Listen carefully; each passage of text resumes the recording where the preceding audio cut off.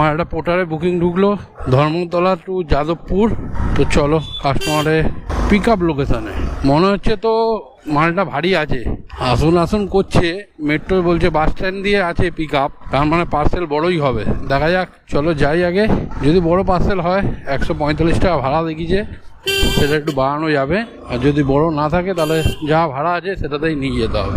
আগে দেখি চলো। ওই এত বড় মাল কিভাবে নিয়ে যাবো? বাক্স বড় বলেই তো, তুমি তো দেখেছো, আমাদের 2x2 বাক্স দরকার। এত বড় বাক্স নিয়ে যাওয়া যায়? বাঁধবো কি দিয়ে, আমি সেটাই ভাবছি। এত বড় মাল বাঁধবো কি দিয়ে? এটা খুলে ছোট বাক্সটা নিয়ে গেলে হবে না? ছোট বাক্স এরকম বাক্স হয়, ছোট ছোট ছটা আছে। ও, এর মধ্যে 6টা আছে। বাঁধবে কি দিয়ে তুমি? লোকেশন ঠিক দেওয়া আছে তো? তুমি বলে দাও 200 টাকা করে দিতে, ঠিক আছে? 9.9 কিলোমিটার রাস্তা আছে, সময় দেখাচ্ছে 28 মিনিট, আর ভাড়া দেখিয়েছিল 145 টাকা।